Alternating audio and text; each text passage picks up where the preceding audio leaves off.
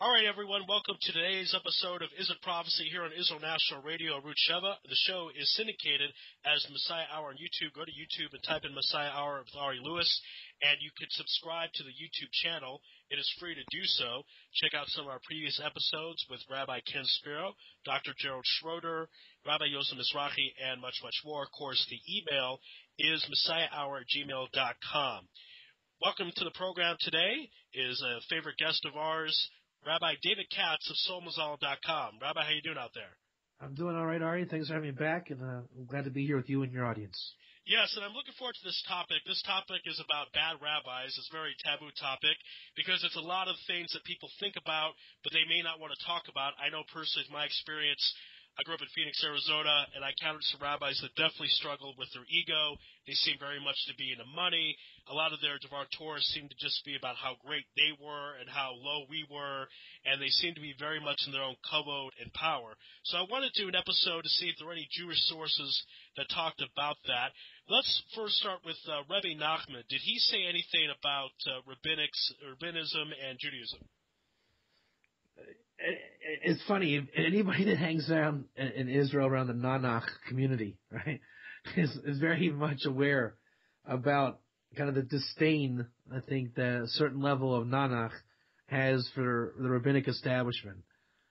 And I think it creates a weird energy because, Breslov Charedishkeit, the black and white Haredi Breslover is very much even at the forefront, perhaps, of normal rabbinic Haredi Judaism, right? So how do you explain Rabbi Nachman?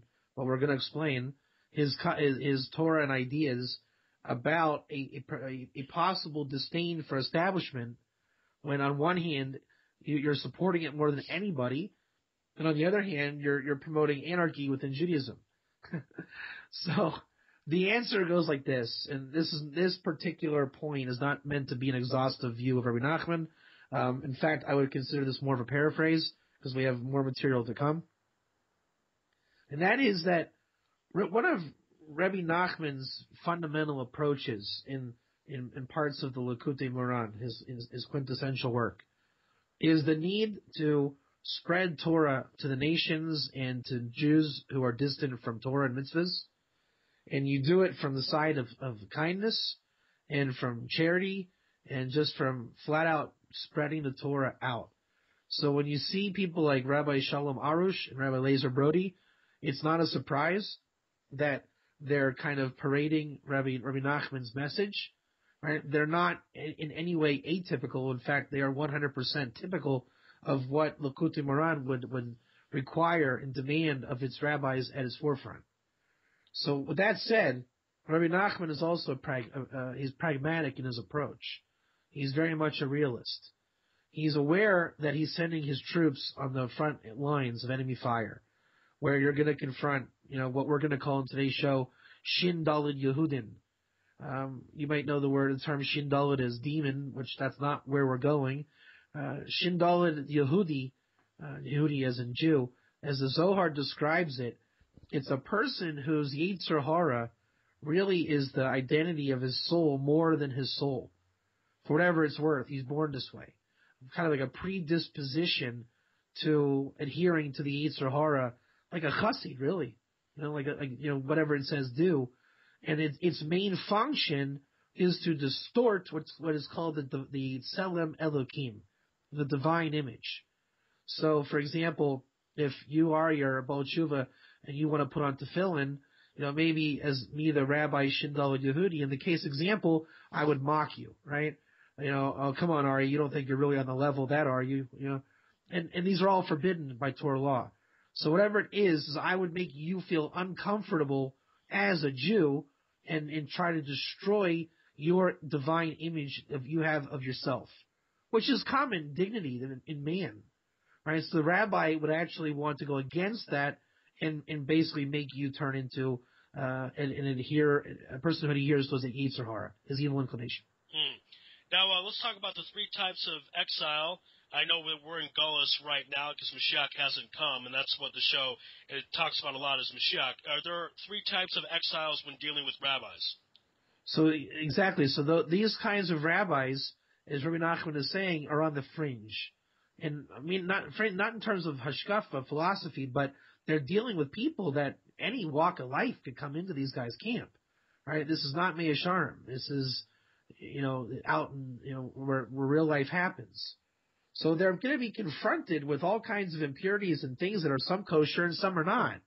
And they're going to become afflicted with the burdens of their mission, and therefore they can become inflamed with things perverse like arrogance and pride and deviance. And that's what Rabbi Nachman is warning about in the rabbinic structure. Then amongst that, they're going to find three types of exiles that we're going to be put through. One is that the nation of Israel will be exiled through a foreign nation. Okay. Then we are going to be subjected to poor scholarship. Right? People, like for me, I think I've definitely fell in that camp. My Hebrew schooling was atrocious. The only thing I learned in Hebrew school was how to barely read, and that Abraham was the first Jew, and go to your bar mitzvah and pass go and collect your $200. Right? So I think that's most Jews in America went through that. And the last and the most harshest of them all is when scholars, a potential Jewish scholar, is being forced to learn Torah from those that really hate Torah, and they learn it not for its own sake. So we find that I've heard, I don't live in America, but that a lot of institutions are teaching kids when really their desire is just to make a living in a really rough way, and they're perverting the Torah because of it. So the young scholars that would be in the American ranks are being mowed down on a daily basis. Yeah, like I said, in Phoenix, I definitely saw rabbis that were interested in financial reasons, making money, seem a little bit more than the Torah aspect. Again, the episode of Bad Rabbis here on Is a Prophecy on Israel National Radio. See, Rabbi, no one can accuse me of just catering to a certain group. I like to tell it like it is. You're again listening to Root Sheva, the show syndicated as Messiah Hour on YouTube. Let's talk about the concept of misplaced kavod, because I know there's a concept of hating the Torah scholar. I've heard about that. Tell us what that means. So the work that we're drawing from these ideas from, we already brought Rabbi Nachman, but I think the fundamental work is what's called Toldos Yaakov Yosef.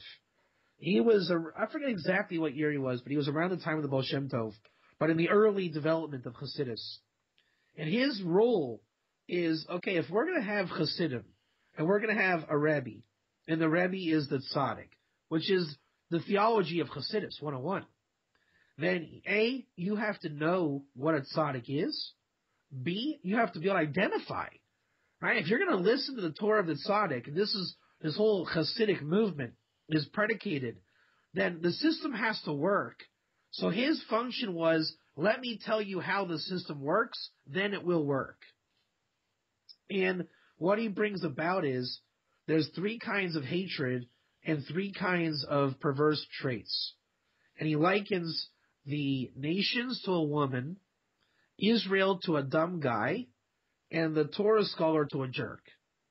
Right? Kind of like in a bad situation where it's not going well.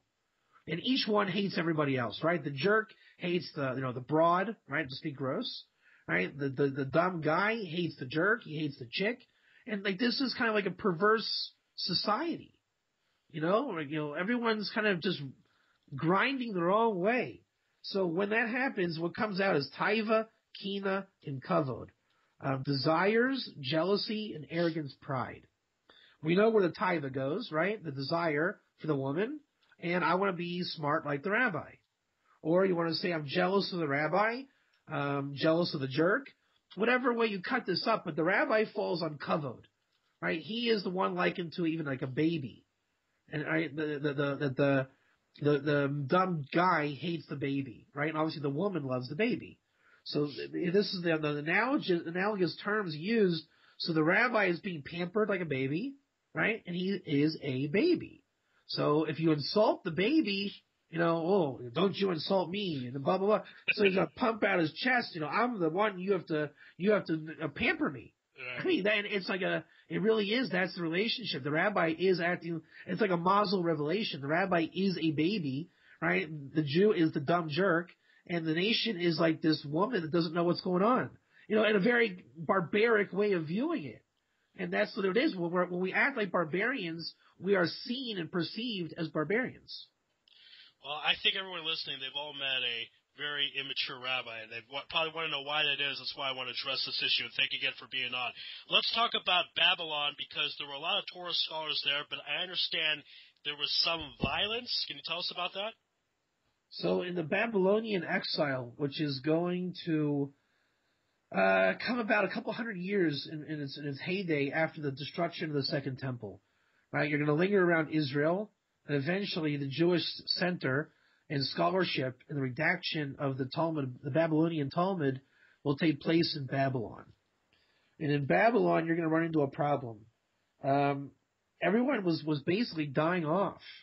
And the reason why the Toldus Yaakov Yosef says, and I remember, maybe this isn't just me, maybe this is a primal desire.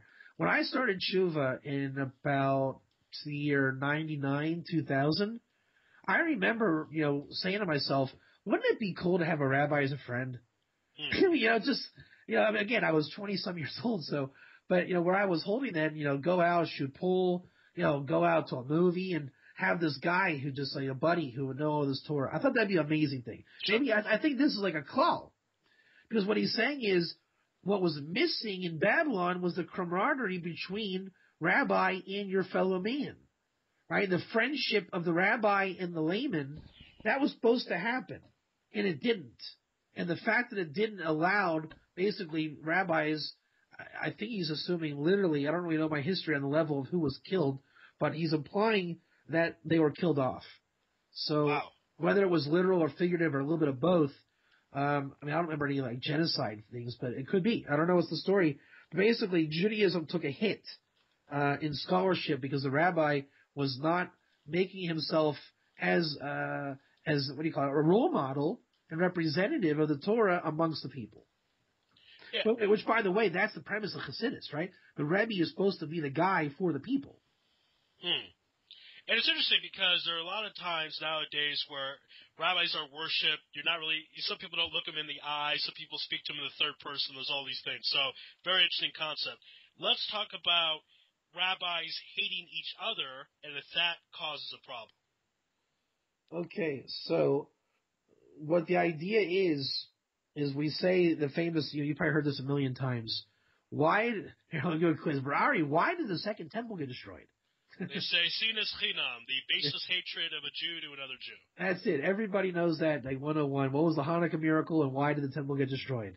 Right. Baseless hatred.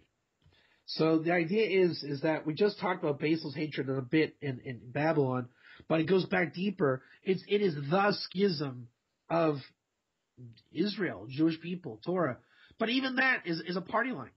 Every Tisha B'Av we say, oh, okay, Ari, I won't hate you anymore, but I don't hate you. So what's the problem here, right? Jews are friends, and then we're told we're not friends. Well, we are friends, so why are you telling me we're not? So where the core issue is that rabbis that have the in-house fighting, right, is what keeps us in Galus, in exile. If the rabbis would get along with each other, then the people would not be so disjointed and fragmented. And we see this with the Noahide camp. Now, how do you separate a Noahide from his friend? Have a rabbi come into his group. They'll hate each other quickly because once the rabbis are not on the same page, then you have division. That's where you have that baseless hatred. So when the rabbis are teaching everyone, hey guys, boys and girls, get along like rabbis, that's not true. In fact, that might be a bit of a chutzpah. The rabbis must get on the same page, and then the people, it's a dynamic, it's a formula, it's a wisdom. The people will unite and find love of their fellow man. All right, and let's talk about, I heard there's such an idea of sending the people of God to the scorpions and snakes, and the rabbis set them off. What exactly does that mean? So the Toldus Yaakov Yosef says it's a kind of like a thing. Right? Certain things are just things. Rabbis are like snakes. And, but it says in the Talmud that when the Yetzer Hara died, people were crying. And the Talmud says, wait a minute, you should laugh. You should say, no, they're crying. Why? Because you're shown a mountain. You say, hey, you, Ari Louis, you scaled the mountain. You say, wow. You start crying. I can't believe how great I really was. Or you would cry because you were shown a thread, and I say, Ari Louis, you couldn't even scale a shoestring. And then you're going to cry because of that. So there's two ways of viewing something, right? Oftentimes in the Talmud, if not, I think every time, there's always an oscillation, right? You know, the 10 tribes are never coming back. Well, some say yes, some say it means something else. There's always the oscillation. And so that's what the thing with the rabbi. You know, again, is it Mashiach Gematria 358? Or is it Snake, who's also the Gematria 358? The bottom line is, rabbis are like snakes, either that their hiss sends you up words towards God, or that they hiss because they're just flat out disgusting. So either way, the rabbi is like a snake. Is it because, he's going to like erect and bring you upwards towards, heaven? Or is he going to basically be like the tribe of Dan, right, the rider on the horse and the viper in the path, and bring you down? I mean, that's why there's an agency of the redemption called Sarya ben Dan. It's a messianic character who comes with Mashiach to help bring down the enemies of Gog and Magog. All right, again, this is a prophecy on Israel National Radio, Route Sheva, and the show is syndicated as the Messiah Hour on YouTube. Go to YouTube and type in Messiah Hour with Ari Louis and subscribe to the YouTube channel. It is free to do so. Also, a reminder that I'm on JApp. That's www.j-app.me. You can check me out there. That app is a Jewish app that has a lot of different classes for rabbis, as well as episodes from this show. And you can download JApp from iTunes or Google Play stores, or again for the website, www.j-app.me. And of course, the email to my show is messiahhour@gmail.com. Rabbi, last question we asked from you before we go to the break. You said earlier that Sinas Chinam was not really from a person to a person, but from rabbi to rabbi. I'm curious if the destruction of the temple is therefore because of the rabbis. That's what we're saying. Is that all the destruction, all the separation, all of these things? The rabbi. It's almost fantastic to say this. The rabbis put it all on the people. Now I'm the scholar. I'm doing my job. If you guys would learn Torah like me and be like me and be as good as me, we wouldn't be in this problem. You aren't doing anything. We hear this every year. Every Tisha B'Av, we hear. But what's going on, the bottom line is, Rabbi, you might know Torah, thank God, right?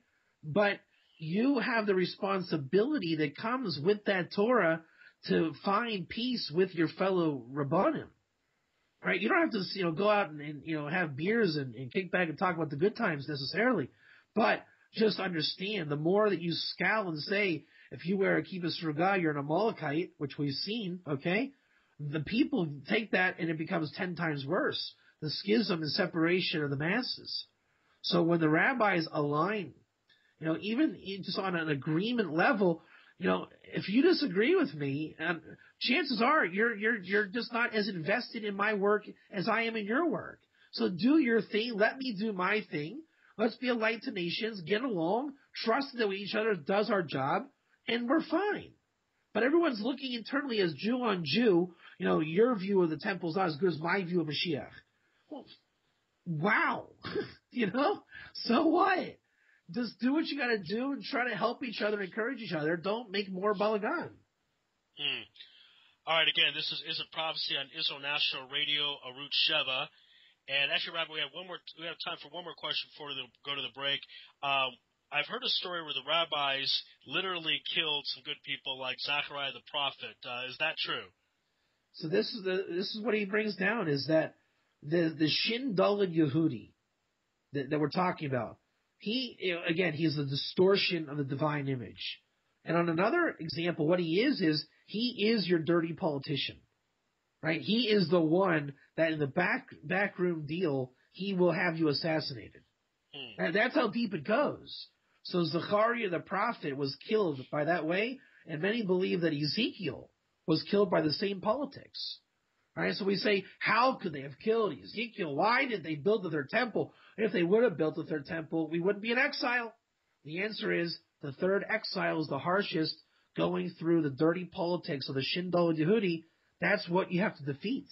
That's why we're in Galus, not because they actually want anything good, but because this is called Mashiach ben Yosef dying, right? Mashiach ben Yosef is the politician that dies in Gog v'Magog.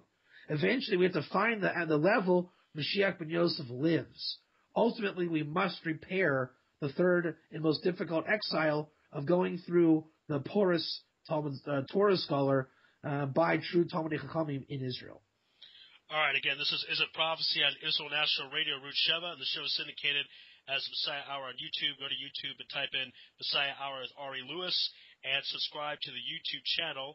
It is free to do so. You can check out some of our previous episodes, such as those with Rabbi Ken Spiro, Dr. Gerald Schroeder, Rabbi Yosef Mizrahi, and much, much more. And you can email me, messiahhour@gmail.com. Reminder that I'm on JApp. The website is www.j-app.me. And you can download JApp from iTunes or Google Play stores or from the website. And that is a Jewish application that has shiurim from big rabbis as well as episodes of this program. So go ahead and check it out. When we come back after this quick break, we'll talk more with Rabbi David Katz from Somazal.com. We'll ask questions such as why is the et in the commandment to honor thy parents include rabbis, or should it not include rabbis? We'll also talk about how these are signs of Mashiach, the fact we're having problems with rabbis right now. So that's a break. Well, that's after this break. This is a Prophecy on Israel National Radio, Route Sheva. We'll be back right after this.